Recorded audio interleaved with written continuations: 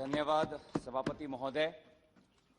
Covid और Covid से जुड़े हुए विशेष मुद्दों पर आज इस चर्चा में भाग लेने का मुझे सौभाग्य प्राप्त हुआ है, लेकिन दुर्भाग्य की बात है कि इस महत्वपूर्ण चर्चा में शामिल होने के लिए सरकार से जो प्राथमिकता दिखानी चाहिए थी वो दिखाई दे नहीं रही। अभी कोरम की घंटी बजानी पड़ी, तब जाके सत्ता पक्ष के सांसद इस विशेष चर्चा में भाग लेने के लिए आए हैं। इससे साफ साफ जाहिर होता है कि सरकार आज इस विषय को लेकर कितनी गंभीर है। भारत के 130 करोड़ आबादी के लिए कोविड सिर्फ एक महामारी या सिर्फ एक आंकड़ा नहीं है, ये आज हमारे जीवन का एक हिस्सा बन चुका है।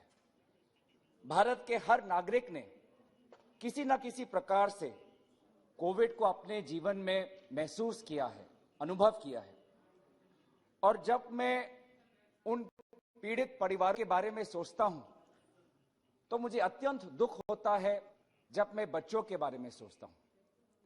वे बच्चे जिन्होंने आज कोविड महामारी के कारण अपने माता या पिता को खोया है या दोनों को खोया है। National commission for protection of child rights कहती है कि लगभग ऐसे 3620 बच्चे हैं जो आज देश में अनाथ हैं। लगभग 26,000 बच्चे ऐसे हैं जिन्होंने किसी एक माता या पिता को खोया है। कोई शब्द नहीं है जो इन बच्चों के गम को मिटा सके। मैं बस ईश्वर से प्रार्थना करता हूं कि वे इन बच्चे की संरक्षण करें और आने वाले समय को सामना करने की ताकत प्रदान करें।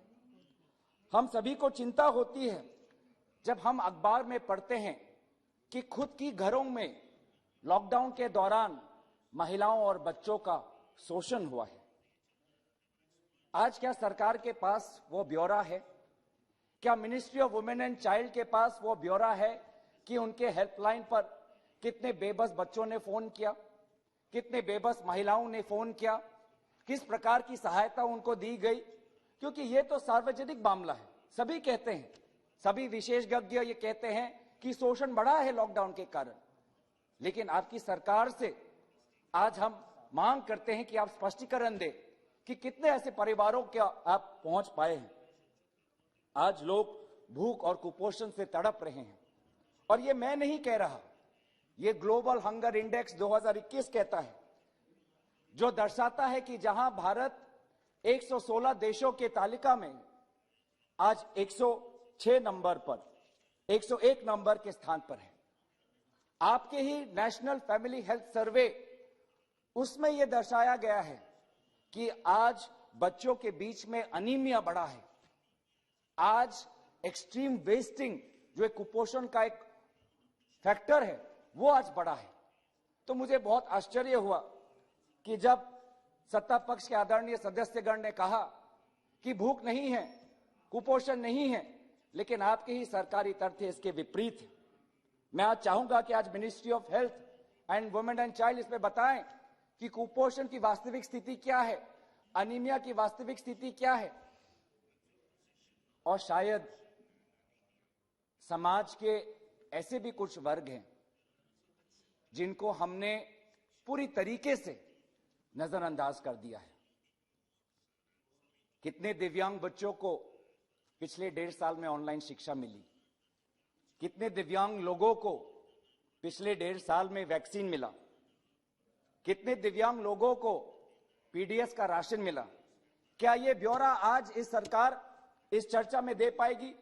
क्या मिनिस्ट्री ऑफ कंज्यूमर अफेयर्स, क्या मिनिस्ट्री ऑफ सोशल अफेयर्स, क्या मिनिस्ट्री ऑफ फाइनेंस ये बता पाएगी कि हमारे दिव्यांग समाज को हमने किस प्रकार संरक्षण दी?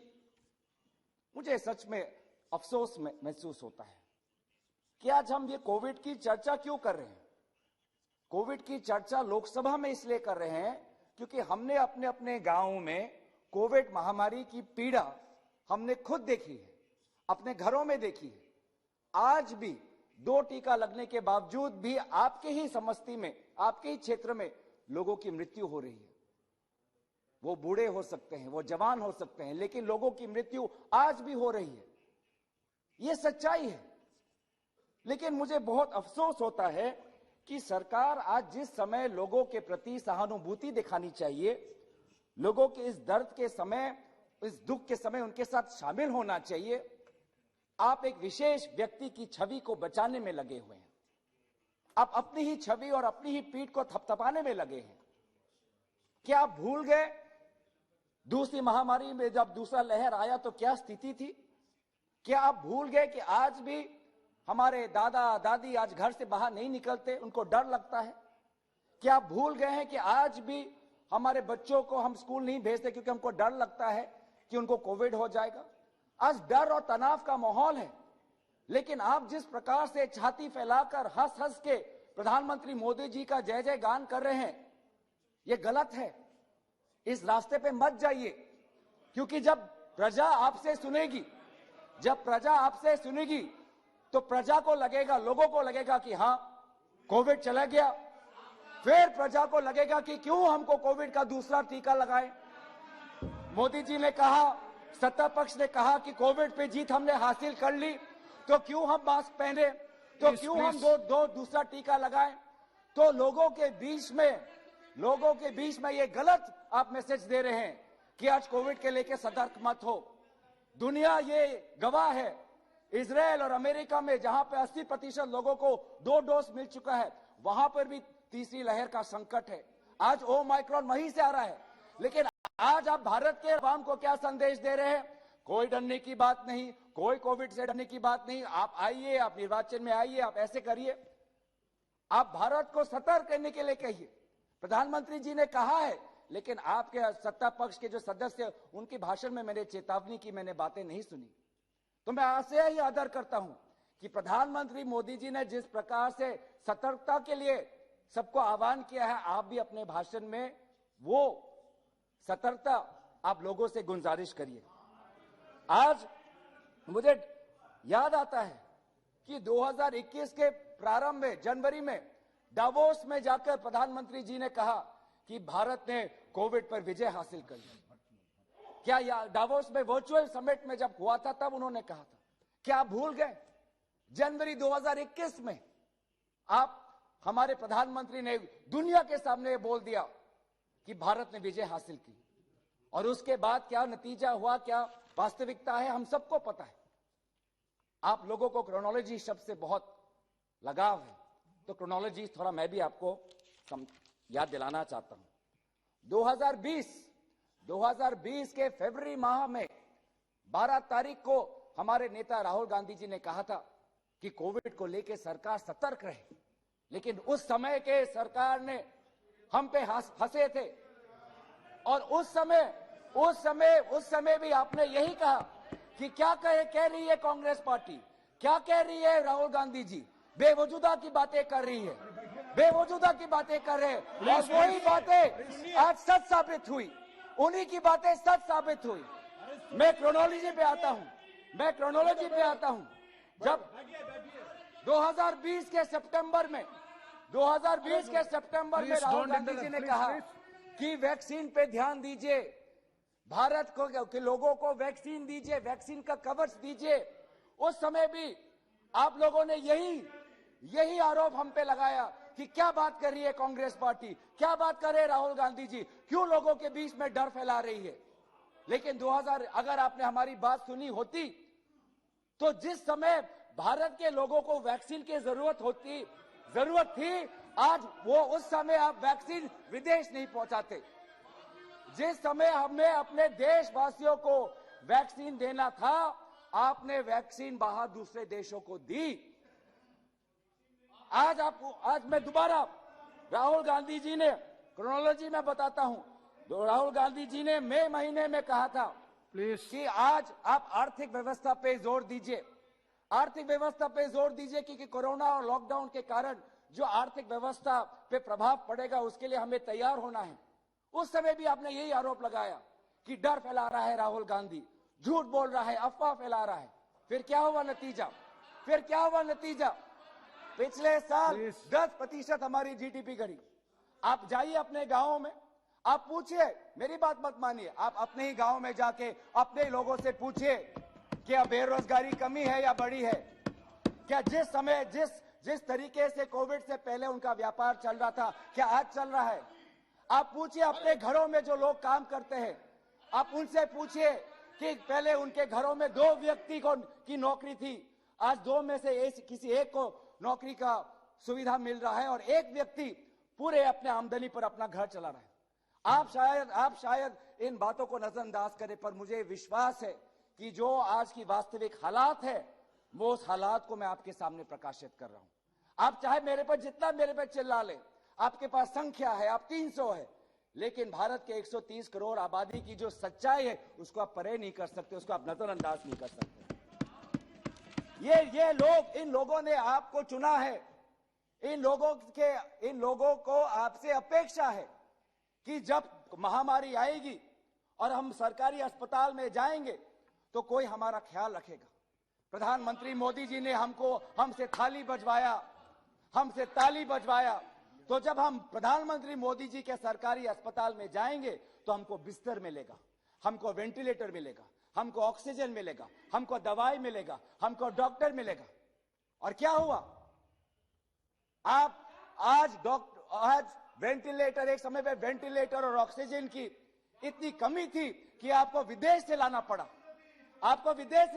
ये थी आपकी तैयारी कि विदेश से आपको भीख मांगना पड़ा कि दीजिए, आज हमारे पास वेंटिलेटर नहीं है, कॉन्सेंट्रेटर नहीं है।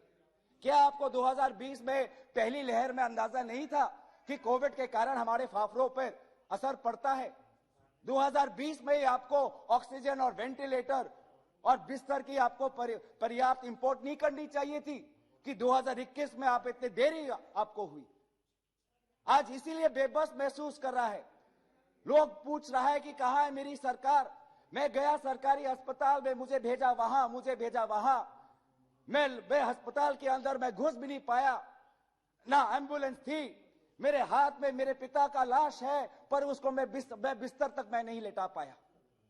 कोई नहीं भूला मां गंगा के गोद में वो लाशें जो बह रही थी, कोई नहीं भूला जो गंगा नदी के तट पे जो सुलगती हुई जो सारे वो चिंगारी थी, हमारे ही चिताएं थे, हमारे ही युवा कांग्रेस ने ऐसे 500 व्यक्ति जिनकी कोविड के कारण मृत्यु हुई थी, उनको जल विसर्जन, उनके अस्थियों को जल विसर्जन कराया। आप बैठिए प्लीज डोंट इंटरफेयर प्लीज।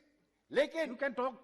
लेकिन जितना मैं आप लोगों को आज सच्चाई आपको दिखा रहा हूं, उतनी मैं प्रशंसा भारतवासियों की करना चाहता हूं, क्योंकि भारतवासियों में एक अंदरूनी ताकत है कि चाहे परिस्थिति चाहे कितनी भी कठिन क्यों ना हो, पार करने की ताकत, क्षमता और हौसला उनमें है। आज अपने बच्चे को ही देख लीजिए, 1.5 साल से अब अपने दोस्तों के साथ ना पढ़ पाए हैं ना खेल पाए हैं, लेकिन आज भी हंसते हैं, खिलते हैं। आज आप देखिए लोगों के पास आज नौकरी हाथ से जा रही है। पहले घर में 2 व्यक्ति 3 व्यक्ति नौकरी करते थे, आज नोट के हाथ में एक ही व्यक्ति नौकरी कर रहा है, घर पे बेटा बेरोजगार बैठा हुआ है, लेकिन आज भी ईमानदारी से हर वो व्यक्ति हर दिन काम पे जाता है और ईमानदारी से काम करता है। और इस समय पर सरकार इतनी क्रूर हो सकती है, मैंने कभी नहीं समझा कि जहां पे बेरोजगारी, जहां पे कोविड की महामारी, आपने क्या थोपा? एलपीजी गैस की दाम में बढ़ोतरी। आपने क्या थोपा? पेट्रोल और डीजल के दाम में बढ़ोतरी। आपने क्या थोपा? केरोसिन के दाम में बढ़ोतरी। क्या यह समय था? क्या यह समय था कि आप गरीब से आप पैसा ले? क्या यह समय था कि आप गरीब से आप पैसा लेकर और फिर यह तर्क दे कि हमने वैक्सीन दिया?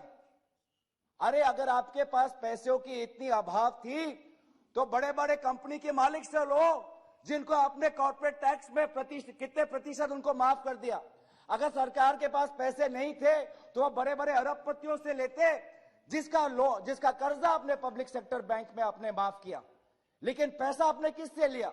पैसा लिया अपने किसान से, श्रमिक से, बेरोजगार और परिवारों से। पेट्रोल और डीजल के पैसे में आपने बढ़ोतरी कर आपने अपनी जो कोविड की वैक्सीन है वो ये तर्क दिया कि हमने कोविड की वैक्सीन खरीदी। आज ये है स्थिति, आज सचमुच मुझे आश्चर्य होता है कि आज वेंटिलेटर को लेकर आज काला बाजार चल रहा है। वेंटिलेटर को लेके आज पीएम केयर्स को फंड को वेंटिलेटर्स को लेकर हमारे शिवसेना के आदरणीय सदस्य ने कहा ही है। गुजरात में हमने देखा है कि वेंटिलेटर्स को लेकर कैसे लोगों के बीच में आज एक तनाव है, एक शंका है। क्या करेंगे आप? क्या करेंगे आप उन लोगों पर? क्या कानूनी व्यवस्था लेंगे उन लोगों पर जिन्होंने वेंटिलेटर्स को लेकर, दवाई को लेकर उन्होंने घोटाला किया है? कहां है आपकी निष्ठुर, आपकी व्यवहार? मैं मांग करता हूं, आप बताइए। आज आप बताइए कि आप गरीब से आप पैसा लेते हैं, लेकिन सेंट्रल विस्ता में आपके पास पैसे खर्च करने के लिए पैसे हैं, उसके लिए पैसे हैं, लेकिन गरीब को जो आज आर्थिक मदद मांग रहा है आपसे, गरीब आपसे कह रहा है कि सरकार मेरी बात सुनो, आज मेरे घर में बेरोजगारी बढ़ी है, मेरे पिता जो नौकरी करते थे आज उनकी वो चले गए, वो गुजर गए हैं, मेरा बेटा जो नौकरी करता है वो गुजर गया है, आपने मेरे पे पेट्रोल और एलपीजी गैस के दाम बढ़ा दिए हैं, मैं तब भी झेल रहा हूं, जूझ रहा हूं, जी रहा हूं, संभाल रहा हूं अपने घर को, अपनी जिंदगी को, लेकिन थोड़ी तो मदद करो, थोड़ी तो मदद करो। लाखों के रुपए मैंने खर्च किए अस्पताल के बिल में, पैसे नहीं है चिता में आग लगाने के लिए, थोड़ी तो मदद करो। यही तो मांग हमारे दल के नेता राहुल गांधी जी कह रहे हैं कि जिन परिवारों में कोविड के कारण किसी की मृत्यु हुई, क्या सरकार उनके पास देने के लिए क्या 4 लाख भी नहीं है आपके पास? क्या 4 लाख भी आप दे नहीं सकते? Yes. और यह घोषणा किसकी थी? यह घोषणा आपकी थी। आपने ही पहले कहा था कि नेशनल डिजास्टर मैनेजमेंट एक्ट के तहत हम लोगों को आर्थिक हम मदद करेंगे, और 4 लाख का आंकड़ा आपने ही लाया, और फिर आपने देखा कि क्यों कि ये किसी तरीके से आपके जो आर्थिक आपके जो कैलकुलेशन है उसमें नहीं फिट होते, तो आपने उसको घटाकर 50,000 कर दिया। अरे आपके पास पैसे की इतनी कमी है तो कॉर्पोरेट पे टैक्स बढ़ाइए, गरीब पे क्यों टैक्स लगा रहे हैं आप? पेट्रोल का टैक्स, डीजल का टैक्स, जीएसटी का टैक्स, यही मांग है। क्या ये मांग जायज नहीं? क्या ये मांग जायज नहीं कि बेरोजगारी और मूल्य वृद्धि इन्फ्लेशन के दौरान, कोविड के महामारी के दौरान चिकित्सा जिसमें नहीं मिल रही, आज लोग आपके हाथ फैलाकर, झोला फैलाकर आपसे मदद मांग रहे हैं, और इन्हीं लोगों को नेतृत्व और इन्हीं लोगों के मांग आज राहुल गांधी जी आपके समक्ष रख रहे हैं। क्या गलत किया हमने? क्या इस पे भी हम पे आरोप लगाएंगे आप? क्या इस पे भी हमने कुछ गलत किया है? आज सरकार हमें स्पष्ट रूप से बताए कि वास्तविक सच्चाई क्या है। डरिए मत, लेकिन यह तो बताए कि कोविड के कारण आज कितने लोगों की मृत्यु हुई है, क्योंकि अस्पताल में दिखाया जाता है कि कोविड के कारण मृत्यु हुई है, डेथ सर्टिफिकेट में लिखा होता है, और लेकिन जब वहां पे शमशान में जाते हैं तब तो बदल दिया जाता है। आज आपके ही नेशनल फैमिली हेल्थ सर्वे के पोर्टल, और मंत्री महोदय यहां पे है, आपके ही नेशनल फैमिली हेल्थ पोर्टल में HMIS का जो सिस्टम है उसमें 2021 के महीने में, 2021 के मई महीने का आप निकाल लीजिए आंकड़ा, और 2021 के मई महीने में जो लोगों की मृत्यु की तादाद की जो संख्या आपके पोर्टल पे है, वो पिछले साल के मई महीने से 3 लाख ज्यादा है। 3 लाख ज्यादा है। ये प्रमाण करता है कि आज भारत सरकार कोविड की जो के कारण जो वास्तविक मृत्यु की आंकड़ा है वो हमको नहीं पता चल रहा। ये सब लोग कह रहे हैं कि आप क्यों एक डाटा ऑडिट करिए, लोगों को सच्चाई पता होनी चाहिए, लोगों को ये शांति मिलनी चाहिए कि हाँ मुझे पता है कि मेरे परिवार में किसी एक सदस्य का कोविड के कारण मृत्यु हुई है, लेकिन ये सच्चाई की शांति भी आप नहीं देना चाहते। आपने अपने HMIS पोर्टल में लिखा है कि नहीं, कोविड के कारण मृत्यु नहीं हुई है, बुखार के कारण हुई है, सर्दी के कारण हुई है, अनजाने की कोई विषय है, अनजाना कोई कारण है, उसके कारण है हुई है मृत्यु। क्या सच जानने की भी आज अधिकार क्या भारत के आवाम के पास नहीं है? सच्चाई तो मांग करी है आपसे।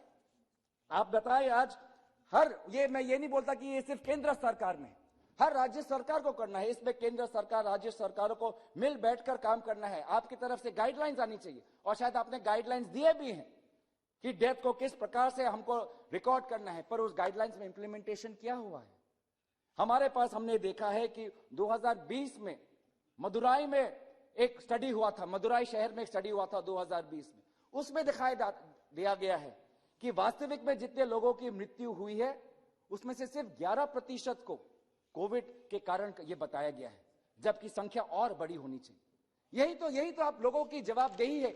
इसलिए तो हम सदन में आते हैं, ये टोका टोकी करने के लिए नहीं, ये जानकारी, ये सच्चाई लोगों के सामने लाने के लिए हम पार्लियामेंट में आते हैं।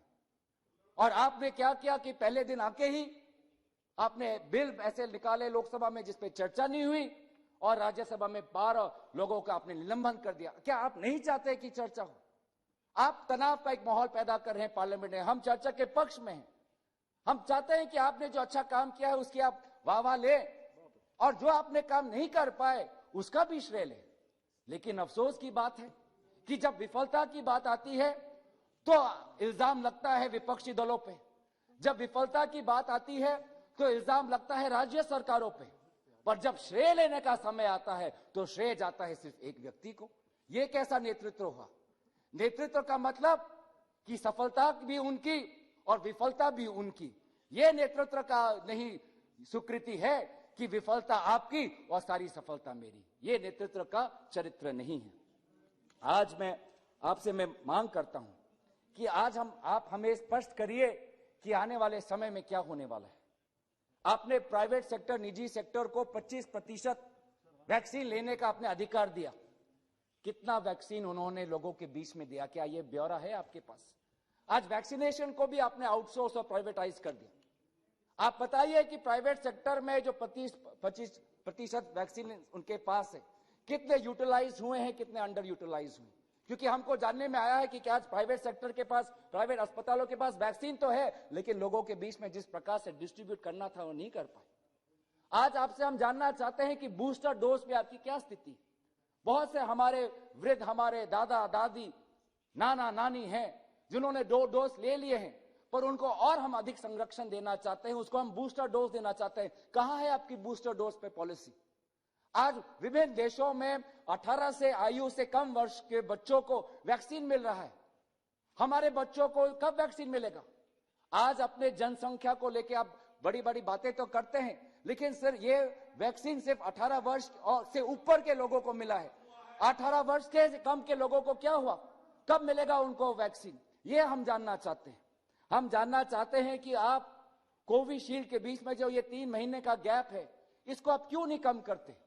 जब थर्ड वेव आ सकता है, जब नया वेरिएंट आ सकता है, आज ओमाइक्रॉन है, कल कोई और होगा, तो क्यों आप लोगों को डबल डोज के लिए जल्द से जल्द को डबल डोज मिले, उनके जो बीच में कोविशील्ड की जो वैक्सीनेशन गैप है इसको क्यों नहीं कम करते? क्योंकि दूसरे देश में तो 2 महीने का है, लेकिन भारत में 3 महीने का, जिससे कि क्या होता है कि जो वैक्सीन की सुरक्षा कवच लोगों को मिलनी चाहिए उनको जल्द से जल्द नहीं मिलती।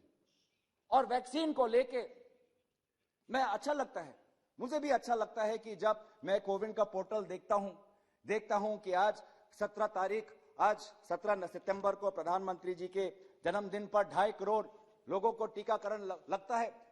मुझे भी अच्छा लगता है कि चाहे जितने और लोगों को टीकाकरण मिले उससे वो और सुरक्षित होंगे, तो इससे हम भी सुरक्षित महसूस करते हैं। लेकिन हम क्या देखते हैं कि 17 तारीख को तो आपने 2.5 करोड़ टीका लगा दिया, लेकिन उससे एक दिन पहले सिर्फ आपने 1.63 करोड़, उससे 2 दिन पहले सिर्फ 96,000। ये मैं बता रहा हूं, ये असम का, कि आप ये असम का बता रहा हूं मंत्री महोदय, कि ये आपने 2.5 करोड़ आपने लगाए 17 सितंबर को। ये 2.5 करोड़ आंकड़े पे आप कैसे पहुंचे, उसका उदाहरण मैं असम का देना चाहता हूं। असम को भी 17 सितंबर को 7.9 लाख वैक्सीन दिए गए थे प्रधानमंत्री जी के जन्म तिथि पर। 7.9 lakhs on 17th September. But one day before that, it was 1.63 lakhs. 2 days before that, it was 96,000 only. And 4 days before that, it was 2 lakhs. So leading up to the Prime Minister's birthday, vaccine level is at this. 2 days before Pradhan Mantri's birthday, vaccine level drops. And then on the day of Pradhan Mantri's birthday, it jumps. And on the day after, it falls. How is that possible? How is that possible? It should continue. It should continue at that same level. आप देखिए, आप मुझे 18, 19, 20, 21 सितंबर का मुझे ब्यौरा दीजिए, आप मुझे अक्टूबर महीने का ब्यौरा दीजिए और मेरे नवंबर का ब्यौरा दीजिए कि अगर आपने एक प्रकार का ऐसा एक जन जागरण आपने पैदा कर दिया कि एक दिन में 2.5 करोड़ लोगों को आपने वैक्सीन दी, बधाई उस बात को, लेकिन वो 2.5 करोड़ आपने अगले हफ्ते, अगले 2 महीने तक क्यों नहीं रख पाए? क्यों दोबारा बार बार कभी 30,000 कभी 50,000? मैं आसाम की बात कर रहा हूं, ऐसे ऐसे बात हो रही है, ये अप एंड डाउन क्यों हो रहा है? तो इसीलिए हम चाहते हैं कि ये जो काम आप कर रहे हैं इसको आप सादगी से करिए, इसको आप ईमानदारी से करिए। हम कोविड योद्धा के हिसाब से सबको नमन करते हैं, सबके प्रति हम आभार व्यक्त करते हैं, उन डॉक्टरों के प्रति, उन नर्स के प्रति और विशेष रूप से उन आशा कर्मी के प्रति। वो आशा कर्मी आज उनके पास घर का पैसा नहीं है, लेकिन वो साइकिल चला के खुद या चल चल के घर घर में जाके आज वो वैक्सीन की टीका लगा रही है। गौरव जी, वैक्सीन का टीका 2 मिनट ओके, वैक्सीन का टीका लगा रही है, लेकिन आज क्या उनको जो उनका वेतन है मिल रहा है? 2 महीने से कुछ कुछ लोग अपने वेतन के लिए तड़प रहे हैं। शाहजहांपुर में जब उत्तर प्रदेश के पास मुख्यमंत्री के रैली में जब आशा कर्मी जाते हैं तो पुलिस के लोग उन पे लाठी बरसाते हैं। ये कैसा कोविड योद्धा का सम्मान हुआ? आपने दर्जा तो दिया, लेकिन जो आपको सहायता करनी चाहिए थी, आर्थिक सहायता करनी चाहिए थी आशा कर्मियों की, उन महिलाओं की, आपने नहीं की। उन आशा कर्मियों के कारण ही इतिहास में जब यूपीए की सरकार थी, हमने पोलियो को खत्म किया था। वो घर घर में जाए थे। तब उस समय में हमने प्रधानमंत्री मनमोहन सिंह जी का फोटो हमने सब टीका पे नहीं लगाया था, हमने बस अपना काम किया था। हमारा कर्तव्य है कि हम घर घर में जाएं, जन जागरण पैदा करें, विभिन्न संगठनों की सहायता लें, डीजी सेक्टर, एनजीओ सेक्टर, और तब जाके हमने पोलियो को हमने खत्म किया। आपको क्या है? आपको प्रचार से है। हर वैक्सीन पे आपको प्रधानमंत्री मोदी जी का आपको फोटो लगाना है। किसी देश में ऐसा नहीं है कि वैक्सीन के सर्टिफिकेट में कि प्रधानमंत्री का फोटो। आज इसीलिए आज हमने इस कोविड से हमने क्या सीखा है? इस कोविड से हमने सीखा है कि आज हमको अपनी अर्थव्यवस्था पे जोर देना है, क्योंकि ये वास्तविक सच्चाई है कि पिछले 1.5 साल में, अभी ये जो आप जीएसटी की बात कर रहे हैं, जीएसटी बड़ा है 1 लाख करोड़, पर आप ये बताइए कि भारत में 80% इनफॉर्मल सेक्टर में है। वो आज इनफॉर्मल सेक्टर की आप खुद अपने कॉन्स्टिट्यूएंसी में जाके पूछे कि उन इनफॉर्मल सेक्टर का क्या हाल है। आज एक ऐसी रिकवरी हुई है, ऐसी एक आर्थिक रिकवरी हुई है जहां पे अमीर और अमीर हो गया है और गरीब हो गया है। इस अंतर को हमको खत्म करना है, इस अंतर को हमको कम करना है। धर्म जरूरी है, लेकिन धर्म के साथ साथ हमको इंसानियत दिखानी है। आज इस महामारी के समय हमको एकजुट होना है। देशवासियों की सेवा में हम सब है, हम आपके साथ हैं। जहां जहां हमारी राजनीतिक सरकार है वो आपके साथ है, जहां जहां हमारे सरकार नहीं है हमारे दल आपके साथ है। हमारे युवा लोगों ने, युवा कांग्रेस ने दिल्ली में, जहां पे हमारी सरकार नहीं है, जगह जगह घरों घरों में जाके उन्होंने लोगों की मदद की है। और ये आप माने ना माने, लेकिन सब मानते हैं। इसीलिए मैं चाहता हूं कि आप जो आज की तारीख में जो हमको क्या सीखना चाहिए कि आज भी हमारे अस्पतालों में जो प्राइमरी हेल्थ सेंटर है, पर्याप्त डॉक्टर नहीं है, बिस्तर नहीं है, ऑक्सीजन बड़े बड़े सिलेंडर्स नहीं है, उसको हमको अपने हेल्थ सेक्टर में इंप्रूव करना है। हमको क्या सिखाई मिली है कि आज बहुत से बच्चे स्कूल से ड्रॉप आउट हुए हैं। आज वो धीरे धीरे स्कूल में जा रहे हैं, लेकिन पिछले 1.5 वर्ष से वो स्कूल ढंग से नहीं कर पाए क्योंकि उनके घर में स्मार्टफोन था ही नहीं। तो ये जो वो उनके परवरिश में जो खामियां हुई है, जो कमी उत्पन्न हुआ है, उस कमी को हम कैसे पूरा करें। हमको आज कोशिश करना है कि आज जो आर्थिक आज जो हम दबाव हम अपने गरीब पे डाल रहे हैं, उस दबाव को कम करें। पेट्रोल का प्राइस कम करें, डीजल का प्राइस कम करें, एलपीजी का प्राइस कम करें, सब्जियों और विभिन्न खाद्य के पदार्थों का प्राइस हम कम करें। आज उनकी मदद की, भारत के लोगों की मदद की समय आ चुका है। समय आ चुका है कि भारत के लोगों की हम सच्चाई दें कि कितने लोगों की वास्तविक आज कोविड के कारण मृत्यु हुई है। समय आ चुका है कि आज भारत के लोगों को हम वो 4 लाख का एक आर्थिक हम सहायता उनको आगे दें। सभापति महोदय, आप प्रचार करिए, सरकार से मैं कभी नहीं कहता कि आप प्रचार ना करें, लेकिन प्रचार सच के बूते पे होना चाहिए, झूठ के बलबूते पे नहीं। इन्हीं मैं शब्दों के साथ मैं अपनी बातें रखता हूं। धन्यवाद। धन्यवाद।